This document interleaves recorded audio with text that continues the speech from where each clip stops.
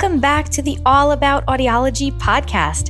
I'm your host, Dr. Lilach Saperstein, and in this episode, we're going to be answering the question, do cochlear implants work?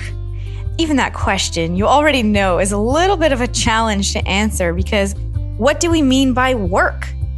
Do they help somebody hear and have access to sound? Do they make someone have normal hearing? What does someone even mean when they ask the question, do cochlear implants work? And so I have a fabulous interview with Dr. Lindsay Cockburn, who is a pediatric audiologist and also blogs and puts out lots of great resources on Instagram and on her blog at Listen with Lindsay. So we're going to jump into that interview in just a minute. But before we jump into that interview, I do want to let you know that the next Hope Beyond Hearing program is starting on November 3rd. The program is a 6-week online support group for parents of children with hearing loss. And it's really, really important to me that there's an integration between the medical side of things, understanding the diagnosis, and feeling empowered that you know how to read the audiogram and that you know what intervention options are available to you and that we focus on language development. That's all one side of learning how to navigate being a parent to a child with a hearing loss. And then there's this whole other side, the emotional side, that can really be a struggle to address the shock and the grief sometimes, to be able to feel confident and hopeful that you are going to be a wonderful parent, that you are already a wonderful parent, but to give you some tools and not to neglect your own experience within this. So I'm an audiologist. I see many, many families, both as my role in the hospital, where I'm a diagnostic and clinical cochlear implant audiologist, also during my time being an educational audiologist, and lots of you that I've connected with online. And I really understand the importance of your health, your ability to understand and cope with everything that's coming surrounding having a child with a hearing loss. And I feel like there is not really a place where audiologists have the time or have the opportunity to be supportive in that way for parents. So I do want to tell you that the program will be running from November 3rd for 6 weeks, so it will end right before the holidays in December. And you'll have access to a private Facebook group with the other parents, and we'll be having weekly group calls where we discuss various topics and really address your heart, how you've been handling this, and getting some great tools like guided imagery and meditations and other exercises that we'll do together in order to feel more confident, feel more prepared to be the advocate that your child needs. We're going to be talking about how to talk to family members about the diagnosis or the needs that your child has, how to advocate for them in school, and ways of building a strong and beautiful and connected relationship with your child and everyone within the family. So I come at this from the perspective of the audiologist because there are various circumstances that really come into play when there is a hearing loss. And that's why I've put together this integrated program, the Hope Beyond Hearing program. And if you're interested in learning more about that, all you have to do is visit allaboutaudiology.com/hope. You can go to the All About Audiology website and click on Hope. The link is also in my Instagram bio, and you can sign up there. Send me a quick DM or an email to learn more. And right now, let's go ahead and jump in for our very interesting interview about do cochlear implants work? Welcome back to the All About Audiology podcast. I'm your host, Dr. Lilach Saperstein, and today I have a special guest, another audiologist with me, and we're going to be talking about cochlear implants. Do cochlear implants really work? That is a question I've gotten from a number of people, and it is not an easy answer. So Dr. Lindsay Cockburn and I are going to be talking about this today. She is from Los Angeles, and welcome, Lindsay. Tell us more about yourself. Hi, I'm Lindsay Cockburn. I'm a pediatric audiologist at John Tracy Center, which used to be John Tracy Clinic. I do mostly diagnostic testing, which means I test babies and kids' hearing. And John Tracy Clinic/Center is really famous, and they've been helping people all over the world for 75 years. help their children to listen and speak. So it's a listening and spoken language center. We have a parent-infant program. We have a preschool for kids with hearing loss. We have telepractice therapy with auditory verbal therapists. They have little apartments set up, so it simulates being at home where they do therapy one-on-one with the kids. They have a program every summer. Families come from all over the world, and they stay in Los Angeles for 2 weeks with their preschool-aged kids with hearing loss, where the parents are in an intensive program where they take classes and have counseling groups and see the different professionals. And then the kids are in the preschool class and get ABT, speech therapy, and audiology appointments. So I worked with families all over the world, all kinds of different kids and families with hearing aids, cochlear implants. I've actually worked with a lot of kids with auditory brainstem implants, which is not what we're talking about today, but that's another kind of implant. So I've seen all kinds of kids from all different places all over the world with cochlear implants. That is amazing. Wonderful that you have like such a broad range of patients and like, ages, where they're from, like all that totally goes into how they end up doing with their hearing aids. Yeah, absolutely. And these parents, they come to the center and they learn all these different things, and they're so amazing. They take it back to where they live, and they are so motivated they start their own groups. They start their own support groups. They start their own programs that are similar to what we have. It really revolutionized how different countries help kids with hearing loss and what kind of services they offer them, because these parents went back to their countries and they demanded it. Mm-hmm. That's so interesting. So I'm from New York and I recently moved to Israel. Now I started working at a cochlear implant center in Rambam Medical Center in Haifa in the north of Israel. And I'm relatively new to the cochlear implant scene. So I'm very interested in learning and hearing more about your experiences, specifically with this question of who can get a cochlear implant, who is it for, who can it help, and who is not a candidate. So we're going to start with talking about candidacy, which just means who can have this or who is it good for? Cochlear implants are devices for people with hearing loss who don't get the benefit that they're looking for out of hearing aids. So if a person wants to use their residual hearing to listen and to talk, they need to have a certain amount of hearing in order to do that. You have to be able to hear the different sounds in order to say them. So if hearing aids are not powerful enough to give you the ability to hear all the different sounds of speech clearly, then you're not going to be able to speak clearly unless you get a cochlear implant. So a cochlear implant is a surgery. The electrodes are placed into the inner ear, into the cochlea. They used to wipe out the rest of your hearing. Now things have changed where a lot of people are maintaining their residual hearing and they're no longer losing that little bit that they have left. And then they close it up, and then a couple weeks later, they put the outside device on. It looks kind of like a hearing aid, and it takes the sound into the device, and it has a little computer in it where it changes it into electrical impulses that electrically stimulate your hearing nerve, which is very fancy, but basically it bypasses the way that your ear normally works and helps you to be able to hear all the different sounds clearly eventually. But it's not a miracle. It's not glasses. You don't put it on and then things are changed. It takes a lot of practice, especially because it's not working on just your ear. It's working on your brain. Your brain needs the practice hearing all the different sounds in order to make sense of the different sounds, in order to have meaning with the different sounds. So it takes lots and lots and lots of rehabilitation. We hear with our brains. The ears are just what's bringing it in. So, yep, we say that all the time. Yes. Yeah. So people who can get a cochlear implant are people, it depends on where you live and what the regulations are at this point in the US. It depends on your health insurance, really, and how much you push. But kids can get implanted as young as about 6 months old with a cochlear implant.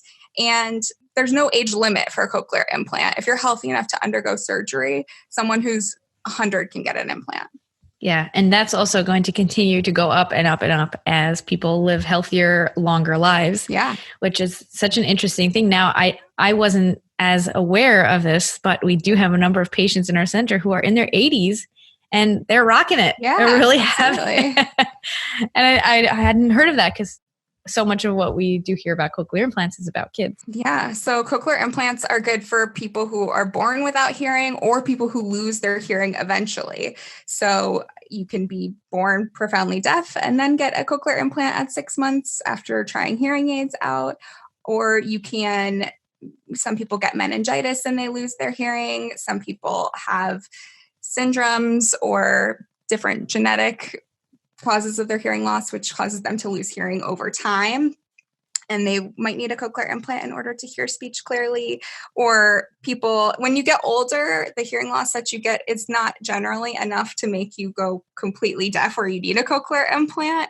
You usually don't have that much hearing loss, but some people are more genetically predisposed to that, and then they would need a cochlear implant if they are no longer able to use hearing aids in order to hear people talk and to participate in their lives and their conversations with their family and their friends and do what they want to do with the rest of their life. Yeah, and quality of life is such a big portion of the whole conversation with hearing that is sometimes left out a little bit. Because, if your whole world and everybody that you know speaks and talks, as opposed to if someone is involved in the deaf community and has another language modality, most people who are in their life and then lose their hearing throughout their life, then they get older, that really isolates them. That can lead to a decrease in participating in their life, maybe even becoming isolated, depressed. So it can lead to dementia too. Yeah. Or make you more predisposed or make you more likely to have dementia if you're not participating in your life anymore. Right. And stimulating the brain. Mm-hmm. So that's another part of the conversation for adults. So basically the hearing loss is the first criteria. There needs to be enough hearing loss that the person is not able to hear and then because of that, learn to speak or be able to speak. Yeah. And that amount has been changing over the years too. So before you had to be completely profoundly deaf. Now it's not the same anymore. If you have better hearing in the low pitches or low frequencies, but you don't have any hearing in the high pitches or high frequencies, then you're not going to be able to hear the different consonant sounds and the differences between words. So no matter how loud a hearing aid is, you'll never hear clearly unless you get a cochlear implant. So that has been changing too. So someone could actually get a cochlear implant if they had normal or mild hearing loss in the low pitches, but it went down to the severe to profound hearing loss range in the high pitches or high frequencies. Mm-hmm. And then another recent change is that cochlear implants just got approved for people with a profound hearing loss in one ear in the US. So that's approved for, I believe, 5 years and up. So that also really opens up the candidacy for more people to be able to get benefit from the cochlear implant. Mm-hmm. So in order to get a cochlear implant, another part of the criteria or the candidacy or what you need to have is you have to have a cochlea. So they have to be able to have a part of your anatomy to put the electrode in. Some people, their cochlea isn't fully formed. They don't have all the little turns of the snail shell. But if you have a cochlea at all, they can put an electrode in there. But that's going to change the benefit that you get with the cochlear implant. You will still be able to hear sounds, but it's going to be different than someone who has a complete cochlea, who gets a complete electrode insertion into their cochlea. So you have to have a hearing nerve in order to get a cochlear implant too. And that one is a little bit trickier because the hard part about that is they can't really figure that out. They can look at it on an MRI and see what it looks like on the MRI. They're still kind of guessing. So it can look like you have no hearing nerve or a thin nerve, but that doesn't mean that you won't get benefit from a cochlear implant. You won't know until you get a cochlear implant how much benefit you're going to get. So one of the things that we do before someone can get the implant is, of course, that they have to get medical approval, clearance to get the surgery. And part of that is also undergoing an MRI or CT. I think MRI more though, right? Because they want to see the bone. It depends on the surgeon. It depends on the surgeon. And all the surgeons, I feel like in the last few years have switched up which kind of scan they want and when they want it. So It depends on the surgeon. And it depends on if there's more concerns about someone's development or they have more things going on than just the hearing loss, then they're going to be more likely to do an MRI to make sure that the nerves are intact or to try to make sure the nerves are intact in the best way that we have right now, which is not foolproof. So let's say there's a brand new baby diagnosed with profound hearing loss at birth. They're going to get hearing aids as soon as they can.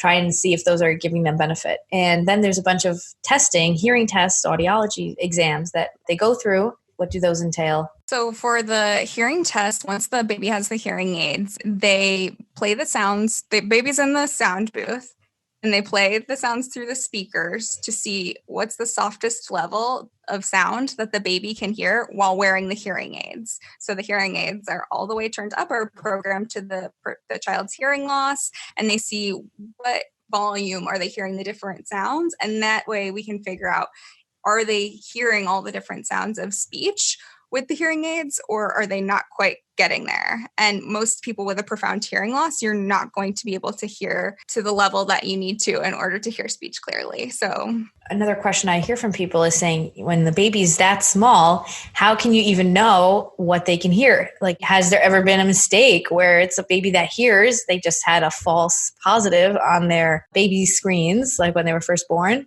and then they got implanted, but really they had good hearing? Like, how can we account for that and make sure that doesn't happen? A lot of times they will repeat the test. They may repeat the ABR test, which is the diagnostic test after the baby's born. And then you should begin early intervention, or ideally verbal therapy, early intervention, right as soon as you can. You know, that's going to depend on where you live, what country you live in, what kind of services are offered to you. But that's a teacher in the US that comes out to your house that helps to work with you and teach you how to communicate with your baby. So they're there to help you figure out, is your baby hearing with the hearing aids or not? So you have months to observe the interactions, to play loud sounds, to look for a startle reaction. Eventually, when they're a little bit older, a turn to a loud sound.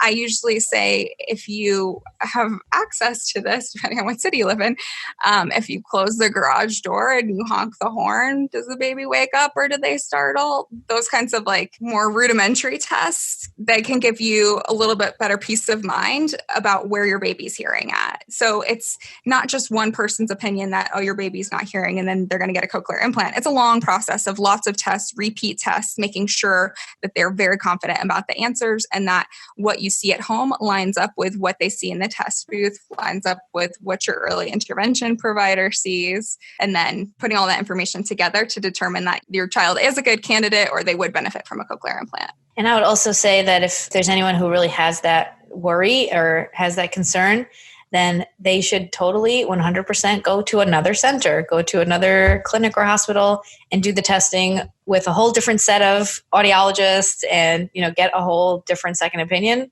just to confirm and see that they feel more confident, because nobody wants to go into it uncertain. Yeah, absolutely. And the other important thing too is that cochlear implants are not for only people who hear nothing. Your baby still might hear something with the cochlear implant. They may respond to your voice sometimes, but if they're only hearing your voice when it's very loud, they are not hearing enough of the sounds of speech. They're not hearing you clearly enough to talk clearly. So just because they respond to sounds doesn't mean that they wouldn't be a good candidate for a cochlear implant, or that they couldn't benefit from a cochlear implant, or that you'd be sacrificing something for a cochlear implant.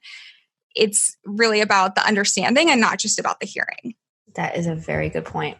What about the family structure, family makeup, access to healthcare, that whole piece of it? Well, a big part of the cochlear implant pre-evaluation process, where they're deciding if someone is a good candidate, is to get an idea of what the parent and the family's goal is for the child. So where do they see their child going? How do they see them communicating with other people? Do they want them to listen and to hear different sounds and to talk? Then in order to do that, they're going to need to have the technology in order to hear those different sounds.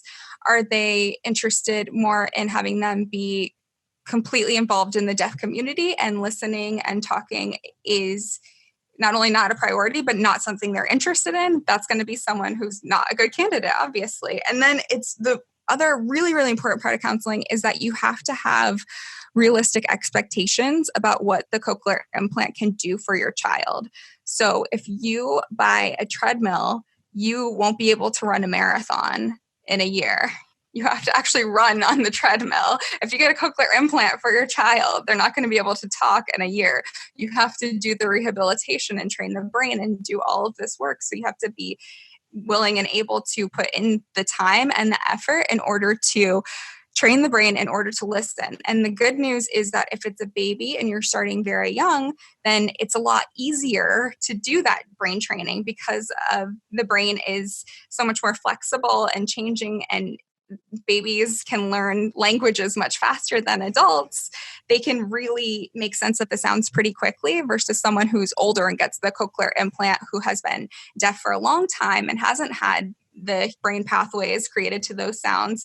They're going to have a lot harder time making sense of the sounds and hearing the sounds clearly, and they're going to struggle a little bit more with that. So all those things are important. Other things would be for family dynamics. If your whole family is culturally deaf and no one uses amplification and everyone signs, and you want your child to get a cochlear implant, then you would need to figure out who's going to talk to your child if you want them to listen and to talk. And there are families out there that want that for their child. So either if it's going to be a relative or if it's going to be a program that they're going to be in, ideally someone at home is going to talk as well as at school. You don't have to live with that person or move or anything like that, but you have to have someone in your life that's going to talk, because if you're at home signing every day, you're not getting that listening practice in order to make sense of the sounds. And what about, you kind of set it up like either the main priority is listening and talking, or that's not a priority. And is there somewhere in between? It's not yes or no, but it's more like maybe we'll do a total communication with both. Or how do you approach it if someone is kind of on the fence or wants to do both or wants some integrative approach? Yeah, absolutely. There's a lot of people who do both. And I think that there's a lot of huge benefits to doing both. What you would want them to understand is that if they want the child to listen and talk, what is required of the child is that they wear the implant all of the time and that they have rehabilitation services, that they're working with a specialist in listening and talking, and that you're the most importantly, the parent is talking to the child all the time too and interacting with the child. So if you want the child to listen and talk at any point, that is so important. So you have to understand that. And then if you want them to sign too, that's great too. You can absolutely do that at the same time, and that's not going to hinder their progress, and that's not going to slow them down in their talking. But if you want them to talk, you have to begin right away, or it's going to be much more difficult if you wait for years and they wear the implant inconsistently. And then when they're 5 or 7 or 9, then you want them to talk. That's going to be a lot more difficult to get them there. Did you hear the episode with Kimberly Sanzo? That was all about sign language and the bias against sign language in the medical model. That was the only one I didn't listen to. I feel like I listened to the other ones with the girl who's in her 20s who was deaf, who's having the baby. I listened to the other episode with the woman with the 2 kids with hearing loss. I feel like that's the only one I didn't hear. Wow. You went through the whole catalog. I'm so honored. Thank you very much for listening. Thank you. Okay, so that was basically our one, I would say, controversial episode. And Kimberly Sanzo is an SLP who works very closely with students who are ASL dominant. She's a huge advocate for language over speech and, teaching the brain language, the issues of language deprivation. That is her whole shtick. I just gave you the rundown of what that episode was about, and that there's a lot of bias in the medical model and in hospitals, audiologists, cochlear implant centers, where they would like to convince everyone, persuade, I don't know, that CIs are right for them, right? CIs are right, and they're not right for everybody. So if you could just talk about that a little bit. So it's putting you on the spot. No, that's okay. I like it. So it's funny because I work at a place that specializes in listening and talking, and I'm always trying to persuade these hearing families to sign. I'm trying to talk them into signing, and they might not be interested in that at all for various reasons. A lot of times when parents, when they've had a few years for everything to sink in and they're like really submerged in all the therapy, all the services, it becomes their whole life. And the kid's a few years older, that's when they maybe meet someone who's in the deaf community, they understand it a little bit better, and then they get more interested in it. But people with babies, it's hard to convince them to be interested in sign language. I give them the resources. A lot of the families, that is what they want for their children. I tell every family who, if I do the ABR on a baby and they have a profound hearing loss, they have especially a no response ABR, which means that there was no response from the brainstem at the loudest level the ABR will go to. I tell them all that they need to use some kind of visual communication and at least be doing some signs with the baby, because they won't know until the baby's older what the anatomy looks like and if their baby has a cochlea or a hearing nerve. So that's so important to start then. And all the families should start. If your child has a severe to profound hearing loss, all the families should start from birth using at least some signs, because your child is not hearing words. They're not hearing language. They're not getting access to language. That's absolutely correct. But the main issue is if you do both of them halfway, that's when it's a struggle. That's when you have no real language and you struggle to communicate with people.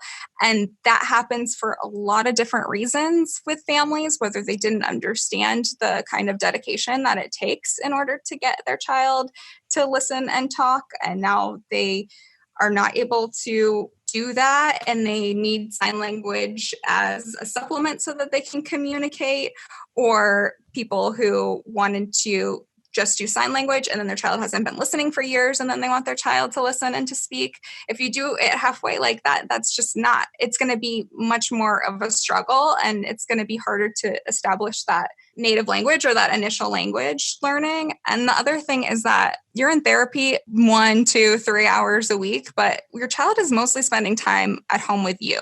So what kind of language model are you providing for the child? For a baby, for an infant, they don't go to school. So if you can learn signs and use signs with your baby, that's amazing. And I would definitely encourage that, but you're not going to become fluent with a newborn infant. You may be able to have a preschool language level, but someone who is not a native English speaker, I would advise them against using spoken English with their baby. I would advise them to use their native language. We want families to use the language that they are most fluent and comfortable in order to establish like a strong language basis for their child in order to develop and grow. Because once you have one language, it's a lot easier to learn and develop the other languages.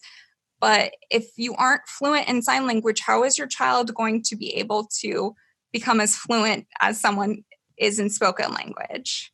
Exactly. And the other biggest issue is how realistic is that? So there's amazing, mostly mothers out there, let's be honest, who dedicate themselves to being a part of the deaf community, who go take their children to deaf events, who have deaf friends and deaf mentors, who do all these amazing things with their kids, who are learning sign. They're working so hard to learn sign and do all these different things. And that is so incredible. And that is amazing what they're doing for their children. But let's not forget that takes a lot of privilege. That takes time, which means money, which means it's not something that everyone has the ability to do. Not everyone has the time in order to learn a new language. Yeah. And access. You're talking about people in urban environments where they have 100 different classes at different libraries all over versus someone who's in a rural environment. And even to get to the hospital is a 2-hour drive, let alone a deaf event that's like once a year. Yeah. That they could access. Absolutely. Yeah. And that's, again, it's resources. Are you able to fly out for the Deaf Expo, or are you in the middle of nowhere with no deaf people? Don't forget that there's people out there still with no email address. There's people with little to no internet access that I meet every day in Los Angeles. People forget where they're at and that not everyone is at the same level as them. And the other thing that is really different that people don't think about is if you speak English or if you speak Spanish and you want to learn sign language, great. In Los Angeles, we can try to find the services for you. They're available for someone to help you learn sign language. But what if your native language is Mandarin? Or what if it's Korean? Because those are the families that I've diagnosed. Then what? Then how do you learn sign language? So that makes it a lot more difficult for those kinds of people to access those classes. Mm-hmm. And then, people want their children not only to be able to communicate with themselves and their community, but grandparents are important parts of the family, sometimes huge parts of the family. Sometimes they don't speak English either. So getting them to learn sign language in addition to that, that is a real challenge. And I highly, highly recommend the book Far from the Tree by Andrew Solomon. Have you read that book? No. It's awesome. It's about children that have different identities than their parents. So deaf children of hearing parents is the first chapter in it. So it talks about like the biggest variety of families and experiences that I've ever seen presented all at once. And it really helped me to round out my perspective, because I used to think, why can't these people just learn to sign? What's wrong with them? Why won't they just take the class? Why won't they just use the app? It's free. Why won't they just do this or that? And then when I was listening to that, and they were talking about these parents who tried so hard to learn sign language, who completely submerged themselves and still couldn't do it, still could not become fluent enough to have like a real deep conversation with their child and connect with them. That really made me realize that even families who are really trying that is still very difficult. So yes, your child always is going to have access to that visual language, unless they start to lose their vision. That is their natural language, but who's their natural language model is my question, honestly. If we're talking about babies, if we're talking about older kids, I totally understand. If they're 3 years old, great. But what about when they're 6 months old? Then what? I love this tangent because language is the whole goal of everything that we're doing, basically, is to try and get access to language in whatever way it is. But, with the Cochlear implant, we're trying to give people access to speech, to spoken language, so that they can also become speakers. I don't know how to say that otherwise. So that's very interesting perspective. I'm glad you're helping me out with that. It's really funny how the pendulum, I think, has swung in the younger generation of audiologists. Yeah. And also as the technology has gotten better. Absolutely. It's like, wait, don't forget about sign language. And it's like, everyone is kind of grappling with this thing. Absolutely. And it's a difficult decision to make, because we can talk about the idea about it so much, but what is real for a real family right now? What's real for you? Because right now, more mothers than ever are going back to work. So is learning a new language and becoming fluent a real goal that you can achieve? Maybe if you're really good at that, maybe if you're a really great language learner, but maybe not everyone is able to do that, even when they try really hard. And that's something to really keep in mind before people judge people who aren't able to learn sign language.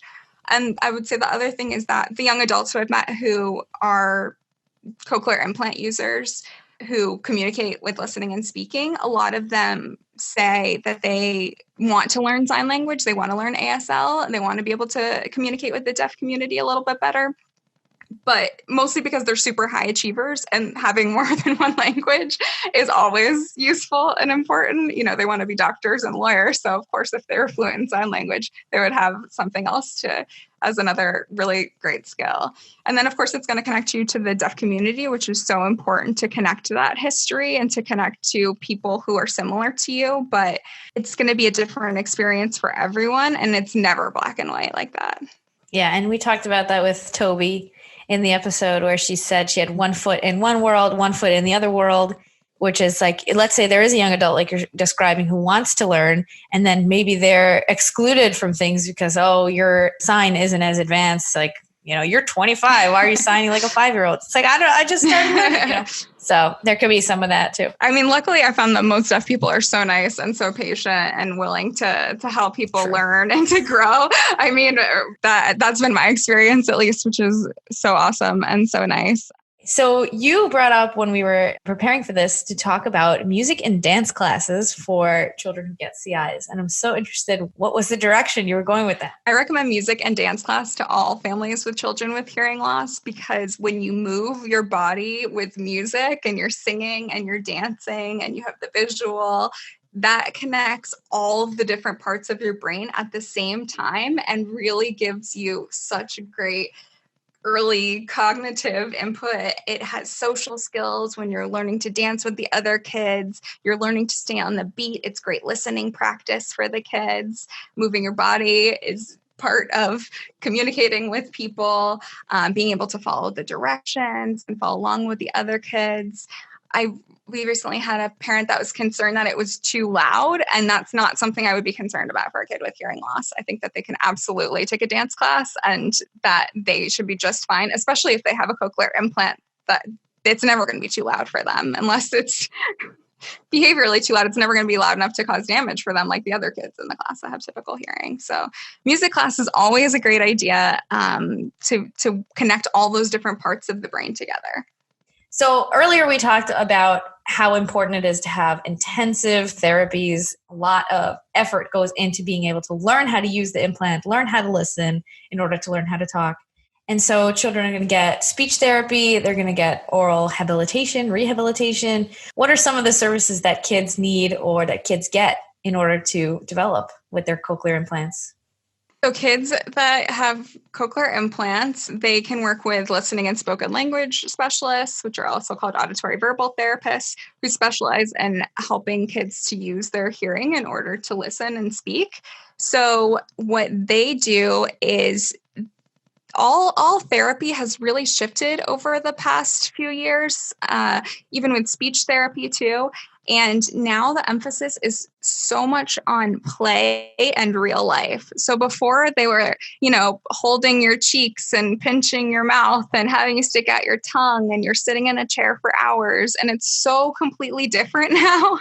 Like I was saying, at my work, we have these amazing studio apartments. So there's a kitchen and they're always cooking together, and doing a recipe is a great language a lesson, because following the directions and what goes next, let's pour, what should I add more to, how does it taste, yum yum. There's so much language and things like cooking and routines, and what can you do when you're changing your baby's diaper to help with their speech and language development. So it's so different than the sitting in the chair and being poked and having to do the articulation drills over and over, like the poor kids had to go through, in years past, even 15, 20 years ago. So young deaf adults had to go through this really, really difficult therapy where they were just trying to get those sounds clear by repeating them over and over. And it's so completely different now. So I feel for those young deaf adults who had to sit through hours and hours of articulation drills and trying to say their R's and S's and sh's and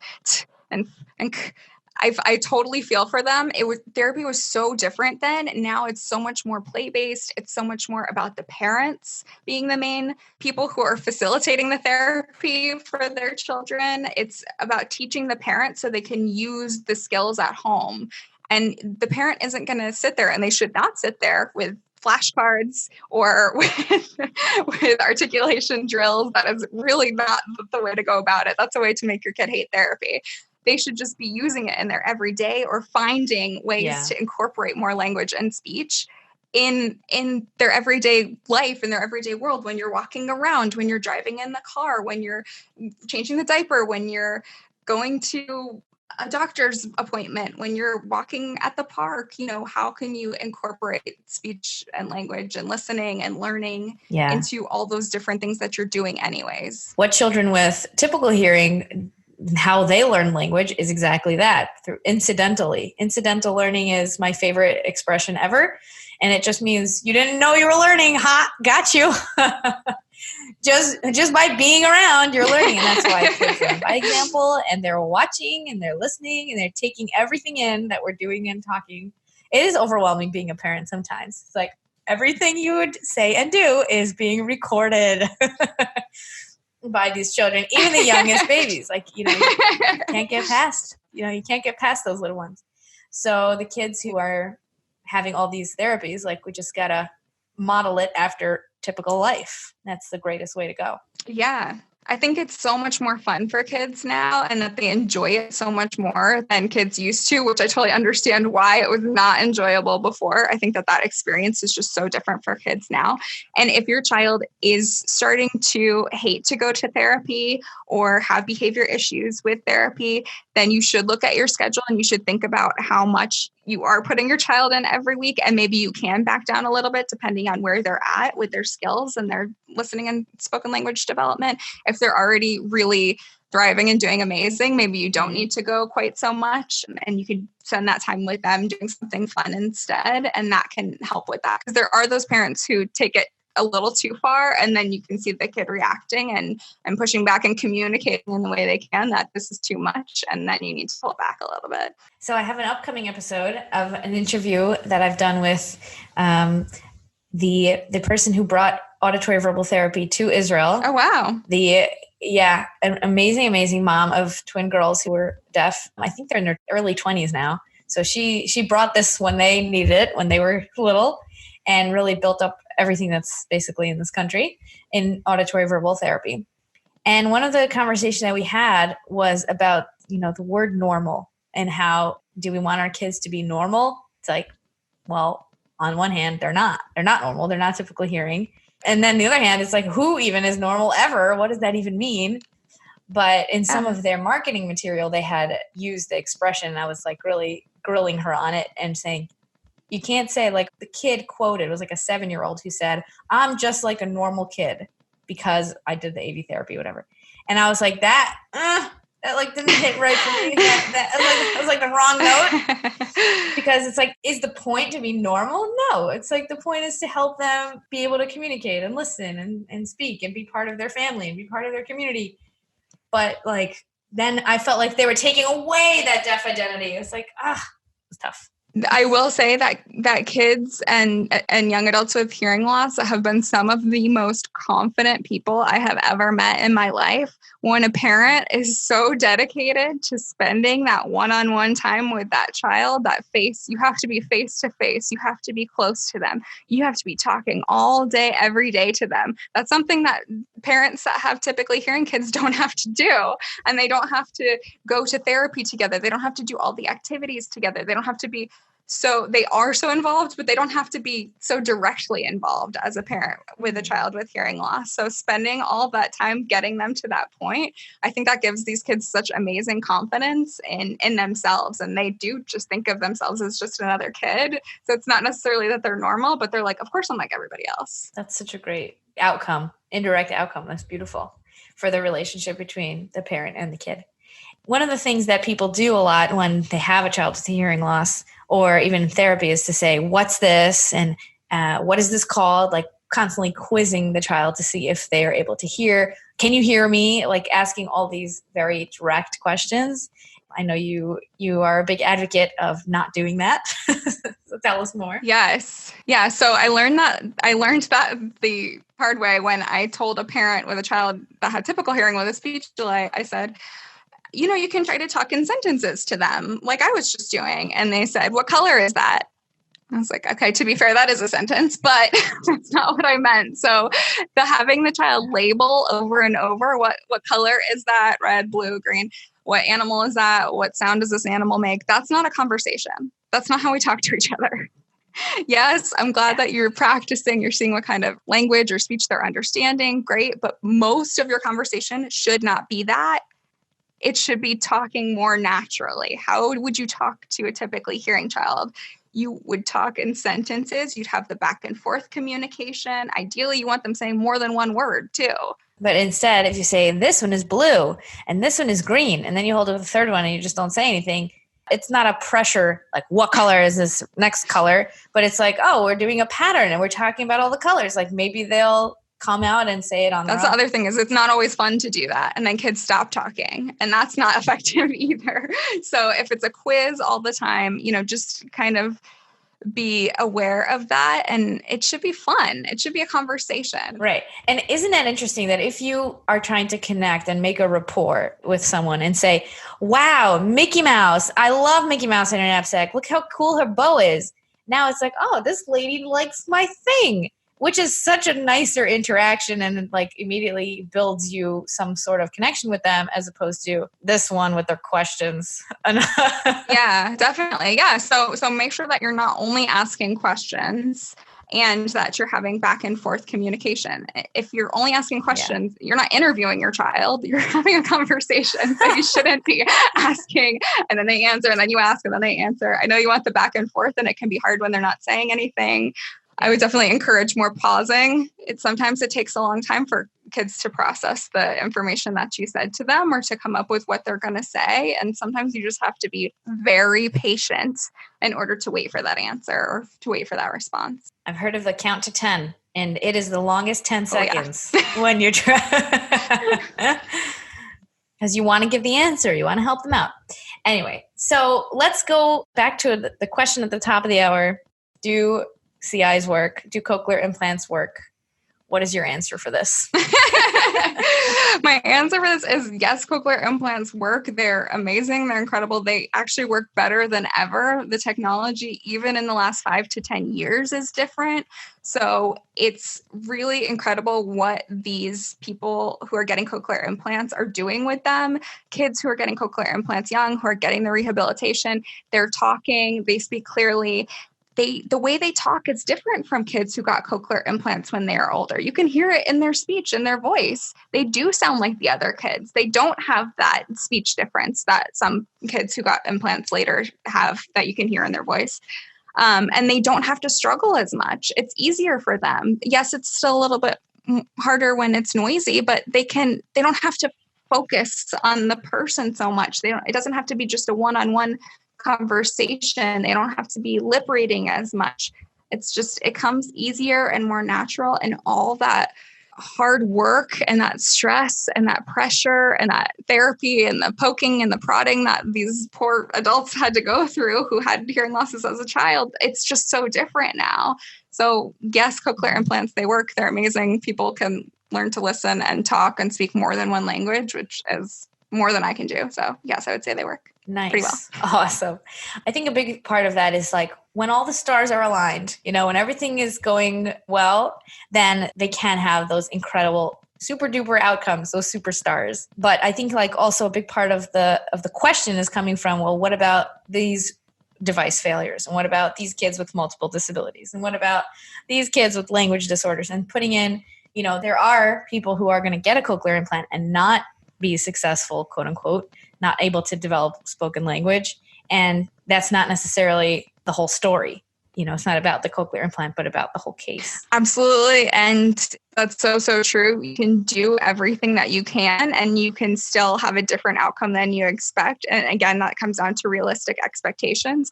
If you implant a child at 6 months and then at 2.5 realize they have autism, that's going to be a different experience than someone who doesn't have that other language difficulty to contend with. So everyone's going to be different. Device failures do happen. They are pretty rare. A lot of times they can re-implant, and people who get re-implanted can have a lot of good benefit with the cochlear implant. There's always risk with surgery. There's always risk with the device. It's a man-made device. It's not going to be perfect every single time. We can all do the best that we can in order to set someone up for success. You have to understand that success is never promised to you as part of the realistic expectation. But you should definitely keep your expectations high for your child and keep working hard. And that's the only way you're going to know if they can do it or not, is by doing it. That's true. You can't guess. You can't predict. We're audiologists. We're not psychics. We can give you all the tools, and we can help you, and we can give you the knowledge and the information and the access. But then it's up to you, and then it's up to your circumstances and to luck. At the end of the day, we can only control so much. Dr. Lindsay, thank you so much for this incredible conversation, and tell our listeners where they can find you or more of some of the blog posts you've written and more information about you. Thank you so much. This has been really fun. So I have a blog called Listen with Lindsay, LINDSAY.com. And my Instagram is @listenwithlindsay. So come join me there if you want to hear more about audiology and listening and cochlear implants and all about the field. If you're a student studying, I'm talking about that. And come send me a message and let me know that you heard me on this podcast so that we can chat too. Thank you so much again to Dr. Lindsay Cockburn for joining us for this episode, Do Cochlear Implants Work? I hope that you have a better understanding of how complicated and complex the journey is, and that it isn't really a yes or no question, because it's very, very multifactorial and a lot of things come into it. I want to remind you that you can always DM me or send me any messages about anything, any questions or any comments. Leaving a review on iTunes melts my heart. And if any of you are interested in the Hope Beyond Hearing program, do check out the link allaboutaudiology.com/hope. Thank you so much for listening. I'm Dr. Lilach Saperstein, and this is the All About Audiology podcast.